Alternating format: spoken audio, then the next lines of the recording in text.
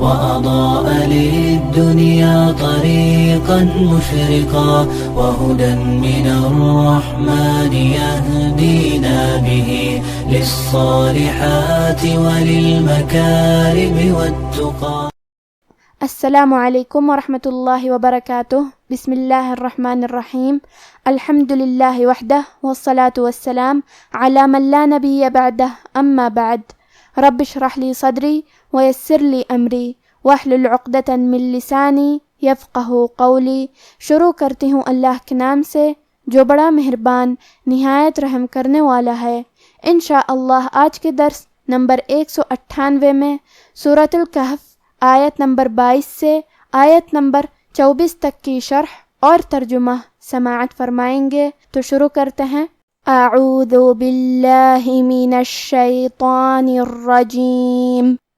سیقولون ثلاثة رابعهم كلبهم ويقولون 5 سادسهم كلبهم رجما بالغيب وَيَقُولُونَ 7 وَثَامِنُهُمْ كَلْبُهُمْ قُلْ رَبِّي أَعْلَمُ بِعِدَّتِهِمْ مَا يَعْلَمُهُمْ إِلَّا قَلِيلٌ فَلَا تُمَارِ فِيهِمْ إِلَّا مِرَاءً ظَاهِرًا وَلَا تَسْتَفْتِ فِيهِمْ مِنْهُمْ أَحَدًا. کلمت سیقولون میں حرف القاف کی ادائیگی زبان کے جڑ اور تالو کے نرم حصے سے ہے. قاف حروف التفخیم میں سے ہے، لہذا ہمیں یہ حرف کو موٹی آواز میں پڑھنا ہے. کلمت ثلاثہ میں حرف ثا کو ہم زبان کے سر اور اوپر والے دانتوں کے اندرونی کناروں سے پڑھیں گے. کیونکہ لام کے بعد کھڑا زبر ہے تو یہاں مد الف ہے. ہمیں اپنی آواز 2 مد کے برابر لمبی کرنا ہے. آخری میں تا پہ تنوین پیش ہے. پھر حرف را آتا ہے. کلمت رابعہم را حروف الادغام بغیر غنہ میں سے ہے اور ادغام کا معنی ہے حرف کو حرف میں داخل کرنا. تو ہم یہ تنوین کو را میں ملا کے بغیر غنہ سے لیکن تشدید کے ساتھ یہ حکم کو ادا کریں گے. ثلاثة رابعہم. کلمت رابعہم میں را کا حکم ہے تفخیم. کیونکہ را پہ تشدید زبر کا ہے لہذا ہمیں را کو موٹی آواز میں پڑھنا ہے. اور اس کے بعد مد الف ہے. مد الف اپنے پیچھے والے حرف کا حکم لیتا ہے تفخیم میں اور ترقیق میں، لہذا ہمیں را کو اور مد الف کو بھی بھاری آواز میں پڑھنا ہے. رابعہم. حرف العین کی ادائیگی حلق کے درمیان والے حصے سے ہے. کیونکہ اس پہ اور ہا پہ پیش ہے لہذا ہم یہ دونوں پیش کو ظاہر کریں گے. کلمت کلبہم میں لام ساکن ہے لہذا ہمیں لام کو ظاہر کرنا ہے. کلمت خمسہ میں خا کی ادائیگی حلق کے اوپر والے حصے سے ہے. خا حروف التفخیم میں سے بھی ہے تو ہم یہ حرف کو موٹی آواز میں پڑھیں گے. پھر یہاں میم ساکن ہے لہذا ہمیں میم کو ظاہر کرنا ہے. آخری میں تا پہ تنوین پیش ہے. پھر حرف السین آتا ہے. کلمت سادسہم. سین حروف الاخفاء میں سے ہے اور اخفاء کا معنی ہے چھپا دینا، تو ہم یہ تنوین کو چھپاتے ہوئے اور غنہ کے ساتھ یہ حکم کو ادا کریں گے. 5 سادسہم. کلمت رجمن میں حرف الرا کا حکم ہے تفخیم، لہذا ہم حرف الرا کو موٹی آواز میں پڑھیں گے. کیونکہ یہاں جیم پہ جزم ہے لہذا ہمیں جیم کو قلقلہ سے پڑھنا ہے اور قلقلہ کا معنی ہے حرف ساکن کو ہلانا، لہذا ہم جیم کو ہلاتے ہوئے یہ کلمہ کو پڑھیں گے. رجما. آخری میں میم پہ تنوین زبر ہے. پھر حرف الباء آتا ہے. کلمت بالغیب. با حروف القلب میں سے ہے اور قلب کا معنی ہے بدل دینا، تو ہم یہ تنوین کو میم میں بدل کے اور غنہ کے ساتھ یہ حکم کو ادا کریں گے. رجما بالغیب. کلمت بالغیب میں حرف الغین کی ادائیگی حلق کے اوپر والے حصے سے ہے. کیونکہ غین حروف تفخیم میں سے ہے تو ہم یہ حرف کو موٹی آواز میں پڑھیں گے. آخری میں حرف البا کے اوپر جیم ہے، یہاں وقف جائز ہے. اگر ہم کلمت بالغیب پہ رکتے ہیں تو با پہ جزم سے رکیں گے، تو کیونکہ با بھی حروف القلقلہ میں سے ہے تو ہم یہ حرف کو ہلاتے ہوئے یہ کلمہ پہ رکیں گے. بالغیب. اور اگر ہم یہ کلمہ کو پوری آیت کے ساتھ ملا کے پڑھے تو کیونکہ با کے نیچے زیر ہے تو ہم زیر کو ظاہر کریں گے. بالغیب ویقولون. کلمت سبعہ میں حرف البا پہ جزم ہے تو ہمیں با کو ہلاتے ہوئے یہ کلمہ کو پڑھنا ہے. سبعۃ. آخری میں تا پہ تنوین پیش ہے، پھر حرف الواو ہے. کلمت وثامنہم. واو حروف الادغام بغنہ میں سے ہے تو ہم یہ تنوین کو واو میں ملا کے غنہ اور تشدید کے ساتھ یہ حکم کو ادا کریں گے. سبعۃ وثامنہم. کلمت قل کے آخری میں لام ساکن ہے، پھر حرف الراء ہے. کلمت ربی، یہاں حکم ہے ادغام، لہذا ہم حرف اللام کو را میں ملا کے تشدید کے ساتھ یہ حکم کو ادا کریں گے. قل ربی. کلمت ربی میں با پہ تشدید ہے، لہذا ہمیں یہ حرف کو 2 حرف کے برابر پڑھنا ہے، کیونکہ تشدید کی اصلیت 2 حرف ہے. جیسا کہ یہاں حرف البا ہے تو یہ 2 با ہے، با ساکن اور با متحرک. آخری میں یا پہ مد کا علامہ ہے. یہ مد جائز منفصل ہے، اور مد جائز منفصل کا معنی ہے کہ حرف المد پہلے کلمہ کے آخر میں ہو اور اس کی وجہ جو کہ حمزہ ہے وہ دوسرے کلمہ کے شروعات میں آئے. اس مد میں ہم اپنی آواز 2 سے 4 مد کے برابر لمبی کریں گے. کلمت بعدتہم میں با اور عین کے نیچے زیر ہے تو ہمیں یہ دونوں زیر کو ظاہر کرنا ہے. حرف الدال کو 2 حرف کے برابر پڑھیں گے. آخری میں میم ساکن ہے، پھر حرف المیم آتا ہے. کلمت ما، یہاں حکم ہے ادغام تو ہم پہلے میم کو دوسرے میم میں ملا کے ایک ہی میم غنہ اور تشدید کے ساتھ یہ حکم کو ادا کریں گے. بعدتہم ما. کلمت الا میں حرف اللام کو 2 حرف کے برابر پڑھیں گے. کلمت قلیل میں حرف القاف کو موٹی آواز میں پڑھیں گے. کلمت تمہاری میں آخری میں را کے نیچے زیر ہے تو ہمیں را کو صرف زیر سے پڑھنا ہے اور ہم حرف الرا کو پتلی آواز میں بھی پڑھیں گے. کلمت میراً میں حرف الرا ہے اور اس کے بعد مد الف ہے، لہذا ہمیں یہ دونوں حرف کو موٹی آواز میں پڑھنا ہے.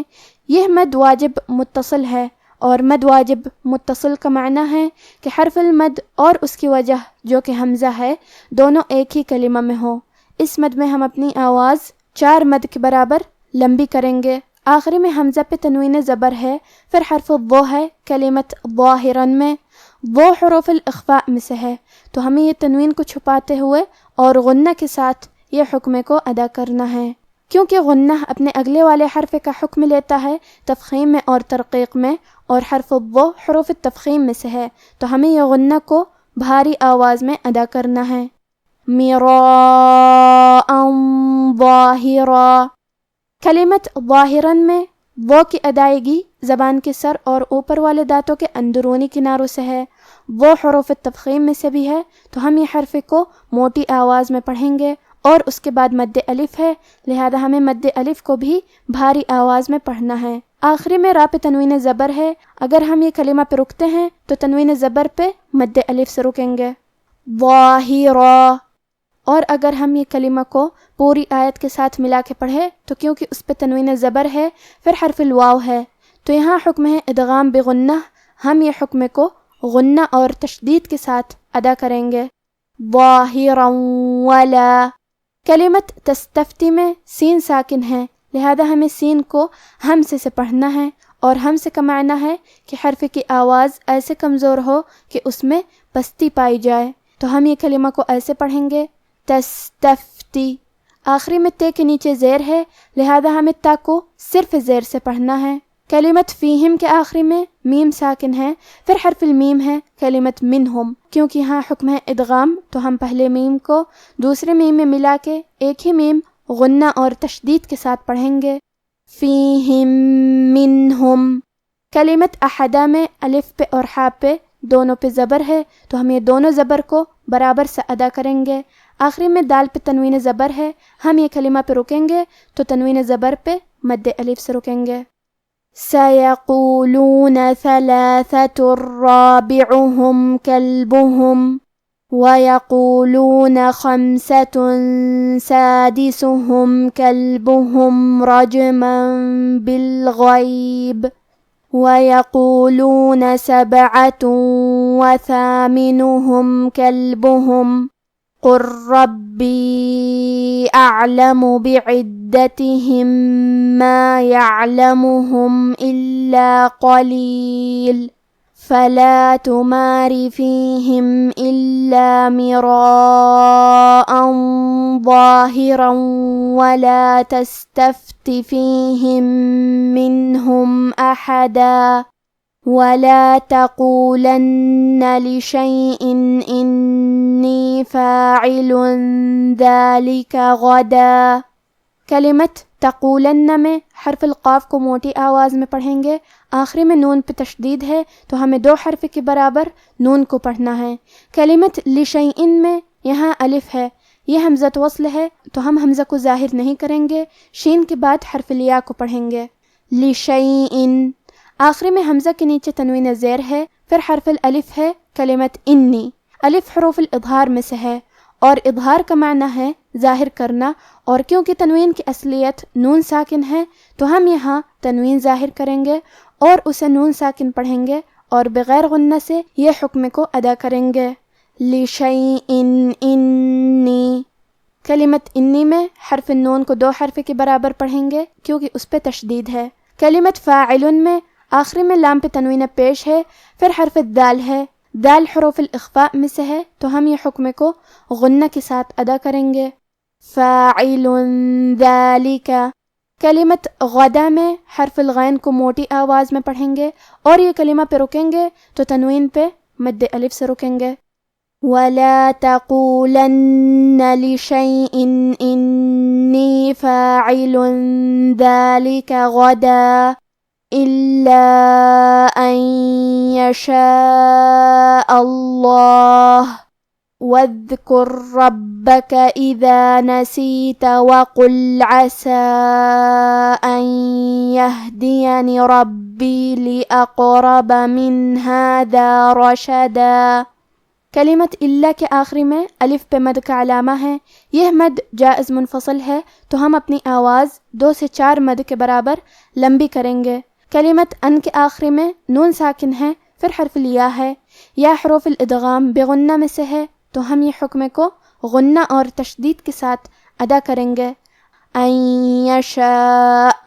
کلمت یشاء میں مد واجب متصل ہے تو ہم اپنی آواز 4 مد کے برابر لمبی کریں گے۔ آخری میں کیونکہ حمزہ پہ زبر ہے لہذا ہمیں لفظ الجلالہ مطلب کلمت اللہ کے لام کو تفخیم سے مطلب موٹی آواز میں پڑھنا ہے، یشاء اللہ۔ کلمت وذکر میں یہاں الف ہے لیکن یہ حمزۃ وصل ہے، ہم حمزہ کو ظاہر نہیں کریں گے، واو کے بعد حرف دال کو پڑھیں گے کیونکہ یہاں دال ساکن ہے تو ہمیں دال کو ظاہر کرنا ہے۔ آخری میں حرف الراء پہ جزم ہے، پھر حرف الراء آتا ہے۔ کلمت ربک، یہاں حکم ہے ادغام تو ہم پہلا را کو دوسرے را میں ملا کے ایک ہی را اور تشدید کے ساتھ پڑھیں گے، وَاذْكُر رَّبَّكَ۔ کلمت عسیٰ میں سین پہ کھڑا زبر ہے اور اس پہ مد کا علامہ ہے، یہ مد جائز منفصل ہے تو ہمیں اپنی آواز 2 سے 4 مد کے برابر لمبی کرنا ہے۔ کلمت ان یہدینی، یہاں حکم ہے ادغام بغنہ تو ہم یہ حکم کو غنہ اور تشدید کے ساتھ ادا کریں گے، ان یہدینی۔ آخری میں نون کے نیچے زیر ہے تو ہم حرف نون کو صرف زیر سے پڑھیں گے۔ کلمت لِأَقْرَبَ میں حرف القاف پہ جزم ہے، کیونکہ قاف حروف القلقلہ میں سے ہے تو ہم یہ حرف کو ہلاتے ہوئے یہ کلمہ کو پڑھیں گے، لِأَقْرَبَ۔ کلمت رشدہ میں حرف الراء کو موٹی آواز میں پڑھیں گے اور یہ کلمہ پہ رکیں گے تو تنوین زبر پہ مد الف سے رکیں گے، إِلَّا أَن يَشَاءَ اللَّهُ وَاذْكُر رَّبَّكَ إِذَا نَسِيتَ وَقُلْ عَسَىٰ أَن يَهْدِيَنِ رَبِّي لِأَقْرَبَ مِنْ هَٰذَا رَشَدًا۔ اب آپ ان آیتوں کی تلاوت تجوید کے ساتھ سماعت فرمائیں۔ اعوذ باللہ من الشیطان الرجیم، سیقولون ثلاثة رابعهم کلبهم وَيَقُولُونَ 5 سَادِسُهُمْ كَلْبُهُمْ رَجْمًا بِالْغَيْبِ وَيَقُولُونَ سَبْعَةٌ وَثَامِنُهُمْ كَلْبُهُمْ قُل رَّبِّي أَعْلَمُ بِعِدَّتِهِم مَّا يَعْلَمُهُمْ إِلَّا قَلِيلٌ فَلَا تُمَارِ فِيهِمْ إِلَّا مِرَاءً ظَاهِرًا وَلَا تَسْتَفْتِ فِيهِم مِّنْهُمْ أَحَدًا وَلَا تَقُولَنَّ لِشَيْءٍ إِنِّي فَاعِلٌ ذَلِكَ غَدًا إِلَّا أَن يَشَاءَ اللَّهُ وَاذْكُر رَّبَّكَ إِذَا نَسِيتَ وَقُلْ عَسَىٰ أَن يَهْدِيَنِ رَبِّي لِأَقْرَبَ مِنْ هَٰذَا رَشَدًا۔ بعض لوگ اٹکل پچو کہیں گے کہ وہ 3 تھے اور چوتھا ان کا کتا تھا، اور بعض کہیں گے کہ وہ 5 تھے اور چھٹا ان کا کتا تھا، اور بعض کہیں گے کہ وہ 7 تھے اور 8واں ان کا کتا تھا۔ کہہ دو کہ میرا پروردگار ہی ان کے شمار سے خوب واقف ہے، ان کو جانتے بھی ہیں تو تھوڑے ہی لوگ جانتے ہیں، تو تم ان کے معاملے میں بحث نہ کرنا مگر سرسری سی بحث، اور نہ ان کے بارے میں ان میں سے کسی سے کچھ دریافت ہی کرنا، اور کسی کام کی نسبت نہ کہنا کہ میں اسے کل کر دوں گا، مگر انشاءاللہ کہہ کر، یعنی اگر اللہ چاہے تو کر دوں گا، اور جب اللہ کا نام لینا بھول جاؤ تو یاد آنے پر لے لو، اور کہہ دو کہ امید ہے کہ میرا پروردگار مجھے اس سے بھی زیادہ ہدایت کی باتیں بتائے۔ آج کا ہمارا درس یہیں ختم ہوتا ہے۔ وما توفیقی الا باللہ، والسلام علیکم ورحمۃ اللہ۔